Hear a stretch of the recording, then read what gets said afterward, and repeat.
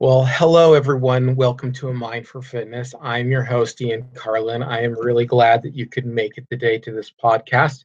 And if you're listening, I just want to thank you and thank you so much for making this podcast what it is and making it everything that it is more successful than I thought it would be. Of course, I'm not like Jimmy Moore or something like that. But I mean, quite honestly, to get 2,000 to 3,000 downloads a month is like pretty cool. It's really cool, and I'm really happy. And it seems like almost every time I put out one of these podcasts that I sell a few more of the books, or the book on intermittent fasting, and that is just so encouraging. And I just want to thank everybody so much for tuning in and making this part of your podcast rotation. Um, and today, of course, as always, the whole purpose of this show is to help you to reach your weight loss goals and your health goals. And if you've already reached them, to help maintain them. I believe that what we do here is true transformation and genuine transformation. And it's from somebody, I'm speaking as somebody who's done it, who's been there. Of course, have I reached exactly my exact target goal as of yet? No. Have I reached a healthy weight? Oh yeah, absolutely. From an unhealthy weight to a healthy and and done it in a sustained way. Not just some type of 6-week program where I lose a bunch of weight and then 6 months later I'm overweight and then some again. And I bring that up this time because of the nature of the subject for today. And the nature of the subject for today is going to be lies that overweight people tell themselves. And I want to make sure that people understand that I'm not doing this from some type of, judgmental place. These are all things that I told myself. And the truth is that what I'm going to be talking about is something that's very personal to me and something that you have to get past. You have to get over these lies in order for you to move past being overweight and getting to a healthy weight. And that's really what I want to see you do. Obviously, goal weight is important. We want something to shoot for. But healthy weight is importanter. No, it's more important. Just kidding. Healthy weight is it's more important because you can be underweight. So I'm actually at a real super healthy weight right now. And the truth is like you can, like, yeah, of course I'd like to be that ripped model looking person with a perfect chiseled six-pack abs. And but quite honestly, that's not really healthy, because a lot of times people who get that do the cover of magazines, do some pretty unhealthy stuff to get there. So we want to see healthy weight. We want to see healthy, as close to your goal as possible, attractive, you know, and just looking good and optimal for who you are. And if goal weight is your deal, yeah, of course, I want to see you get there. I want to see you get there. I want to get there. But we don't want to maintain it to a point where it's actually counterproductive and we're not healthy. And I should just say too that a healthy weight should be something that looks good. It's not something that looks bad. It's not like nobody's going to mistake you for being an overweight person if you're at a healthy weight. That's just the truth of the matter. Nobody's going to look at you and go, oh, that guy's got 30, 40 pounds to lose if you're at a healthy weight. But you might not look like that ripped model on the cover of a magazine, which we're all going for. But okay, I say that again to repeat myself, because I'm going to be talking about lies that overweight people tell themselves. And I really want people to understand that I'm not being judgmental when it comes to this, although I do get irritated at some of this stuff, because I know how hard it was for me to get past all the excuses. And if I can do it, anybody can do it. Believe me. And I mean, I still very much consider myself a food addict. I really do. I still very much enjoy food, enjoy all kinds of food, derive pleasure from food, immense pleasure. Everybody derives pleasure from food, but immense pleasure from eating. And I still, on occasion, unfortunately, use food to change my state. So I mean, I still pretty much consider myself to be addicted to food. It's just that I have to temper that now. It's just that I've overcome it to the point where it's under control. And again, that I bring that up because like it's difficult to do. No one, I'm not going to tell you that it's easy. I am not going to sit here and tell you that it's easy. It doesn't matter how good the diet is. There isn't a diet out there that doesn't require discipline. Okay, there isn't one. You have to discipline yourself. That's all there is to it. You have to discipline yourself when it comes to what you eat, and then you have to discipline yourself also when it comes to um, going to the gym or working out to an appropriate level. Whatever it is, there it's there are diets out there that are better than others, and there are diets out there that are easier to fit into your lifestyle than others.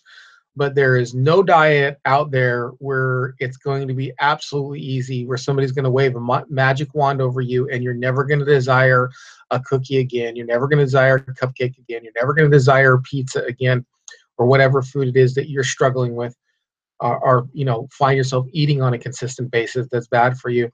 Every diet requires discipline. It requires discipline in preparation. It requires discipline in going to the store. It requires discipline in when you go out to eat. Every one of them requires discipline.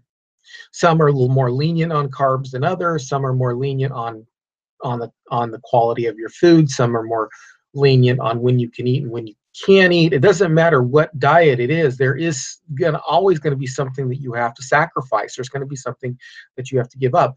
And yes, I can get irritated, but I can also identify. I also have to take a step back sometimes and go, you know what? Yeah, this may irritate me when I see somebody struggling in this way, because I've overcome it. And if I can do it, anybody can do it. But then I got to step back and go, yeah, and I do remember how bad it was, and still sometimes is. I do remember, and I do have those occasions where I struggle with cravings and things like that. So, to the point, lies overweight people tell themselves, and that's really what I want to get to today. Lies overweight people tell themselves. Now, this is in no particular order. These are just things that I have told myself, or I see other people telling themselves. So number one, the first one is, you've probably heard this before, I'm big boned, right? I'm big boned. Well, this is just a crock of crap, to be quite honest with you. It is just not true. It's just not true. Do some people have slightly bigger bones than other people? Of course. Are some people taller than other people? Yes, of course. But having big bones in and of themselves, or more dense bones in and of themselves, does not make you necessarily overweight. Okay. Having big bones doesn't give you a double chin. Having big bones doesn't give you a belly that sticks out over your belt. That is all not a result of being big boned. You might have a bigger frame. And there's actually some dispute to that in the first place, because some people actually say nobody has bigger bones, or there's nobody who's out there who's a big boned built person. There's a range of varieties, and you fit into that variety. And I would say that there are a lot of people out there with small bones who are extremely overweight, who need to lose weight. So you can't blame it on the fact that you're big boned. And I used to do this all the time because I'm still a thicker built person. I'm still, an endomorph type of person. I still got a thicker type of frame about me, but that doesn't necessarily make you fat. Doesn't make you overweight. That's not the measure of it, but I used to say this to myself all the time. I remember it's just like, well, I'm just, you know it's it and even though, like, conceptually I knew you can be big boned and fit, I used it as an excuse, as like something that stacked kind of against me, you know what I mean? It's like something that was like in the negative pile. It was like something that was like, okay, well, I have a harder time losing weight because I'm big boned. And so it's more difficult for me, so I'm just going to give up. That's the truth is anybody who's overweight significantly has all types of bone and skeletal structure. They come in all types of different sizes and shapes. The question is what are you going to do about it? You cannot blame your skeletal mass on your on being fat, on having excess fat. A taller person is going to weigh more because they're taller. Just all there is to it. They've got more stuff to put on a scale. That doesn't necessarily mean that they have to be overweight. Somebody who might have thicker bones or more dense bones or bigger bones or whatever, if that's even a true thing, may have more mass on the scale. That doesn't mean that their body fat percentage should be determined by that. It isn't. It isn't determined by that. Yeah, you might weigh more, but you're not fatter because you are big boned. Okay, number two, no matter what I do, I can't lose weight. Now, I would like to. I've seen this in my life, and I've seen this in the lives of other people, and I've seen this in the lives of people who are on TV. They had this show one time called Secret Eaters, and it was, I think it was a British show. I'm pretty sure it was a British show where people would say that no matter what I do. Now, this show was all about low fat and counting calories and all that stuff. But what they did was they asked the people, like, what do you eat in a week? And the person would write it down. And what they didn't know is that there were people actually following them around to the store, hidden cameras in their home, and they were actually tracking how much they did eat. And the truth is those two things didn't match up at all. What they reported to eat and what they actually ate were completely, completely different. They would completely under exaggerate how much food they took in and how much bad food they took in. Now, the truth is the longer you've been overweight, it can be more difficult to get that start in, to get that jump start on your metabolism, especially if you're a serial dieter. If you've dieted and you went on Atkins and you go off, you went on protein power and you went off, and you went on the wild diet and you went off. The more you do that, yes, the harder it is to kind of kickstart your metabolism up again to start burning fat. But the question is what, quite honestly, it isn't no matter what I do, I can't lose weight. The truth is there's something wrong with what you're doing. Okay. Now, uh, I, yeah, you will hit plateaus. Okay. And you have to kind of jimmy things around. So I just got through one more plateau that I was stuck at for a long time. And I finally feel myself and can measure myself getting off this plateau. And I did last summer. I talked about this before. Last summer, I starved myself. I worked myself to death. And I felt like no matter what I was doing, I wasn't losing weight. You can have periods of that. You can have instances of that over the course of your weight loss experience. But is that a true, definite statement as to why you can't lose weight? No. The truth is you're probably not tracking your time in the gym, your activity level, and you're not tracking really whatever it is you're tracking. I don't care what it is. You're not tracking your calories if you're a calorie counter. You're not tracking your macros if you're a macro counter. You're not tracking your carbs appropriately if you're a carb counter. You're not tracking something appropriately. And I've dealt with this in my own life where it's just like, well, I'll eat chicken strips, but I'll get the breaded ones. And I'll think to myself, well, that's better than having a cheeseburger with bread. But then I go and I look it up, and it's it's a lot. It's actually a pretty substantial amount of carbohydrates. That's one of the things that I did that I had to get over. I did this actually a long time ago. Is I would think that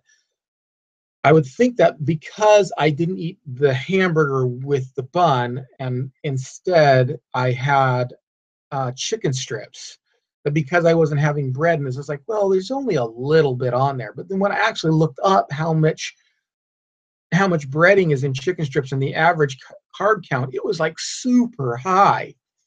And I see people do this all the time with foods that they don't count, they think are kind of like free foods. Like some people think fruit is a free food. Like they group fruits and vegetables together. Um, and I've talked about fruit before, the truth about fruit. But that is, if you were eating fruit, you are going to have a problem, especially if you've been overweight for a long time, because that sweetness of the fruit is going to spike your insulin levels. It's going to stall fat loss. This is why when I put somebody on a diet, there's the first 2 weeks of the reset. Not only is it carb restricted, but it's fruit restricted. I really don't want people. Um, I really don't want people putting anything sweet in their mouth for the first for the first 2 weeks, because even like a low carb version of something can, because it's sweet, can trigger an insulin response. Unfortunately, it's just unfortunately the way it is, and things like that have to be taken into consideration. Things like, are you male or female? How old are you? How long have you been overweight? Are you a serial dieter? All that stuff has to be taken into account. But generally speaking, if you have more than 100 pounds to lose, it doesn't matter how old you are, it doesn't matter if you're male or female, you really need to restrict that taste of sweet going into your mouth, because your body can produce an insulin response even based on the sweetness. Now, all that is just to say that the fact that when people say no matter what I do, I can't lose weight. Now, for the most part, I do have to say that that's not the case. It's not the case that somebody is squabbling over a couple of grapes here and there or something like that.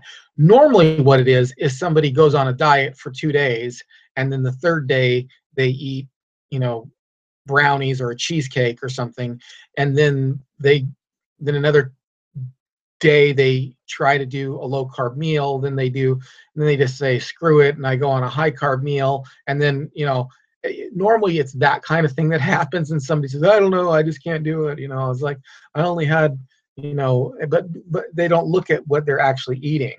They don't really keep track of it. And that's why I'm such a proponent of keeping track of the actual food you eat, particularly if you're starting, um, because we eat more than we really think we do, and we have more carbs than we really think that we do.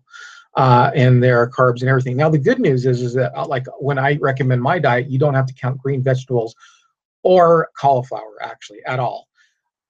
You can eat that. I don't even make people count that as a carb, even though there are carbs in them. I do not make people count those as carbohydrates. So I say don't, no fruit for 2 weeks, but green food and meat and things like that you can have as much of as you want. The things that they end up having to count are things like nuts and cheese and tomatoes. Like if they have a big salad, they have cheese and tomatoes on it, and they put dressing on it that it would have like a carbohydrate in it. They'd have to count those kind of things as carbohydrates. But they can actually have as much as the meat and the cheese and not the cheese, but the meat and the fat and zero carb foods as they want. And green vegetables, because even though green vegetables do have carbs in them, I don't count, because you got to eat something. You can't be hungry. If you have a diet that you have to be hungry with, doesn't matter how much willpower you have, eventually you'll break that diet. So that's the second one. No matter what I do, I can't lose weight. That's simply not true. The truth is that you're more than likely doing it wrong. Okay. And you more likely have to get realistic with where you are and what it is you need to do. Hey, the third one is, this time I'm serious. You know, uh, if I could have a a dollar for every time I said this to myself over my life, where what happens is I'll see myself in a picture. That's typically what had happened is I would see myself in a picture, or um, something would trigger it. Something would trigger it. And I remember a few times it was going to kung fu. I'd go to kung fu and they had these mirrors in there. And during the week, I could kind of look in the mirror. You kind of get used to the way you look in your own mirror. And then, like, I'd go to kung fu and I would look at myself doing my forms, and I would look at my belly hanging over my shirt, and I'd be like, "Oh, that's it. I can't handle it anymore. This time I'm serious." And I'd be like, I go home and, oh, we're having burritos, and of course my weakness, Mexican food. Um, and then I wouldn't change anything. I wouldn't change anything. And that's, if you're serious, you actually gear yourself towards change. That's how you tell if you're serious. Now you can say this isn't necessarily a lie. This time I'm serious. Because there are people, because there was a time that came in my life where I said, this time I'm serious, and I meant it. But there was a change that happened with me. I started to make healthier options. I started to not, there were changes that need to be made if that's going to not be a lie. But if you go home and you do the exact same thing you've always done, then that's kind of a lie. This time I'm serious. And quite honestly, you know, more than likely and more times than not, that was a lie. I was lying to myself. This time I'm serious.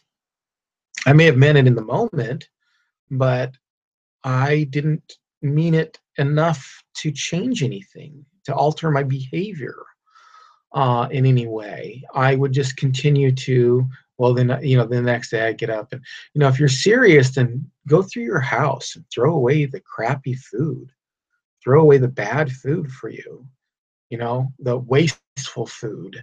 That's probably another one we could put on. Oh, I don't want to waste it. I've heard that before too from a friend of mine. He was going to get serious and he's like, well, I had a lot of food in there and I didn't want to throw it away. I didn't want to waste it.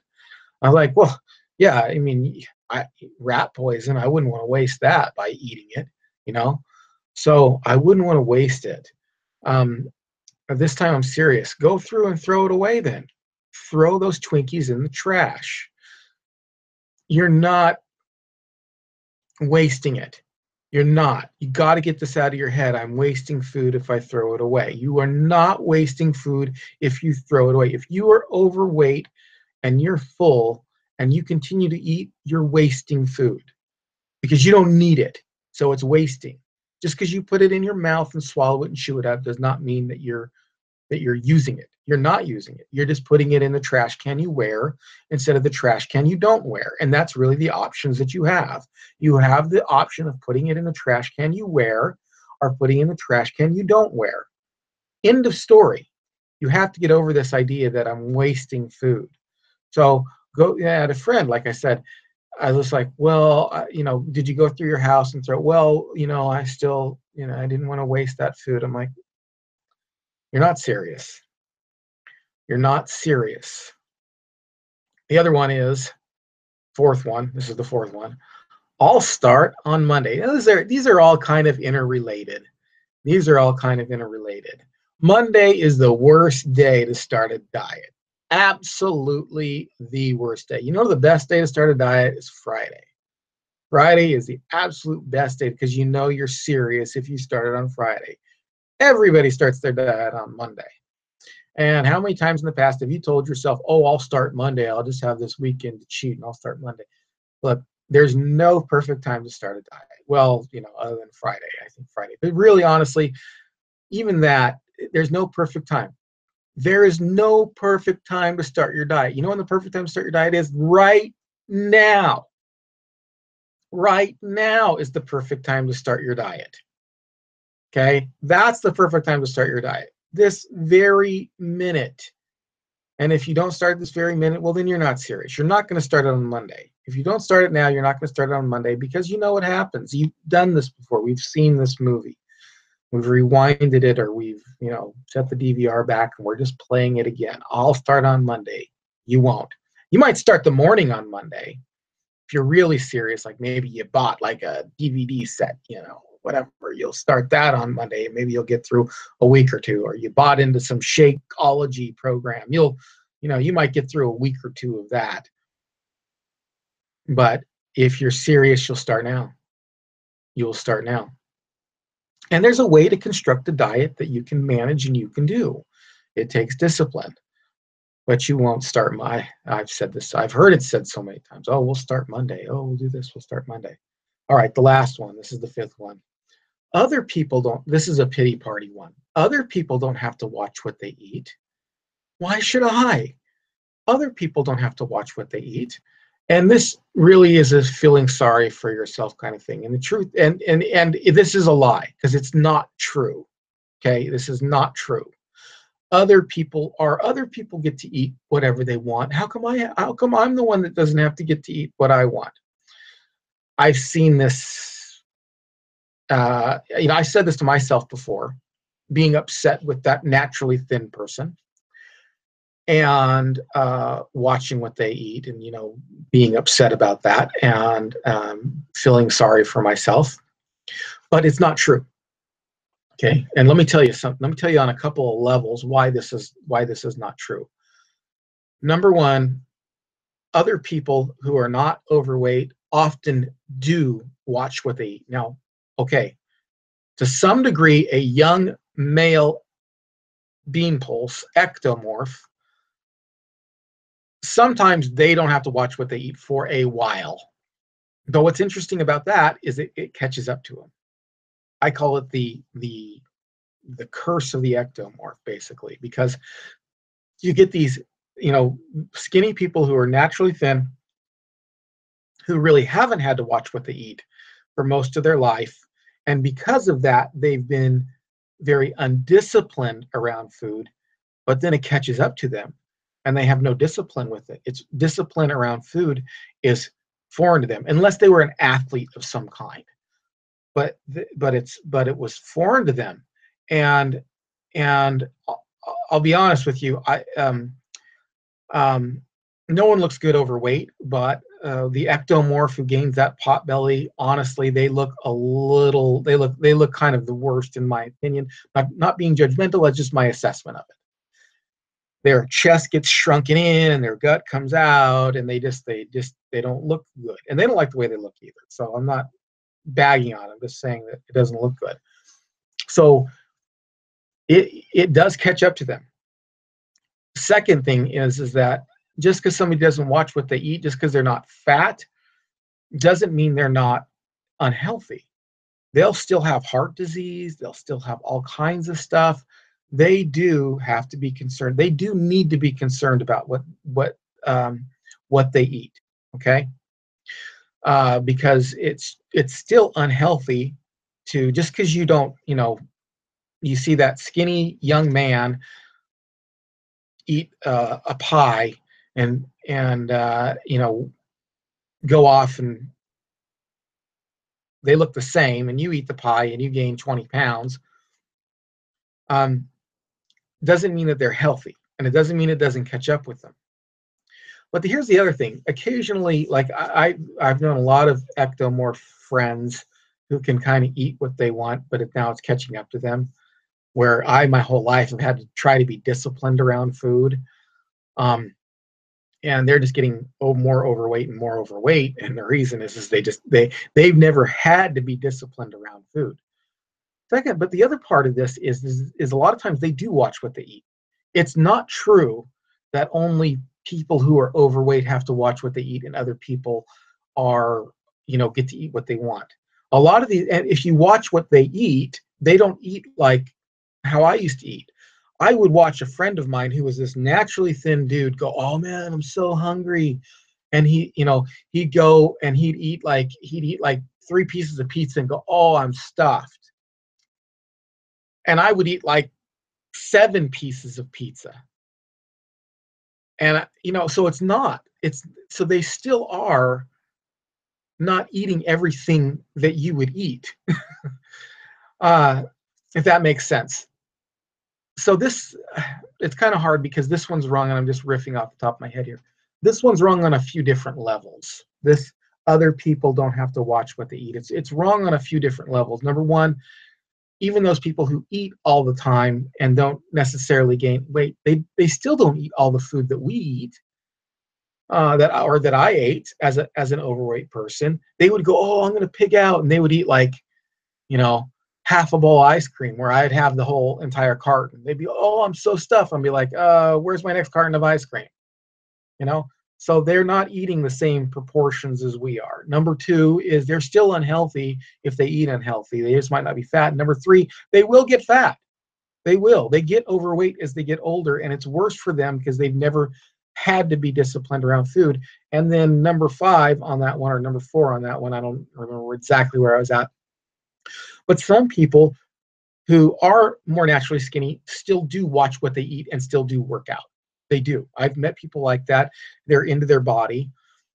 They could probably go a long time without watching their diet before things go wrong. But I know plenty of people who are naturally in shape who still do watch what they eat.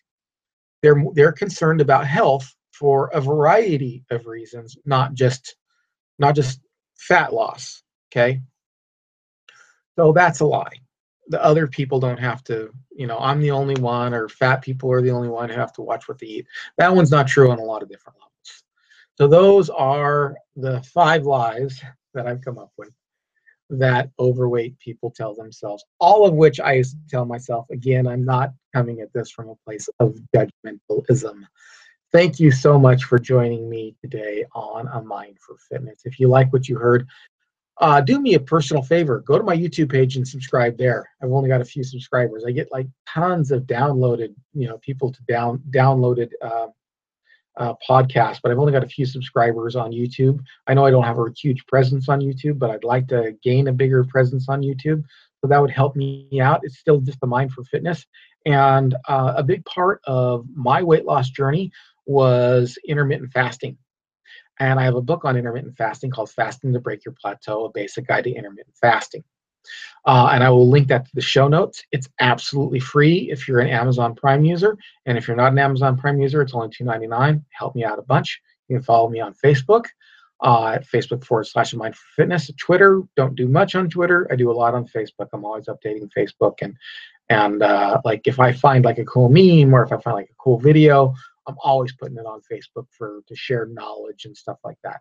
So anyway, you can follow me on those platforms, and you can follow me in Mind for Fitness on Instagram.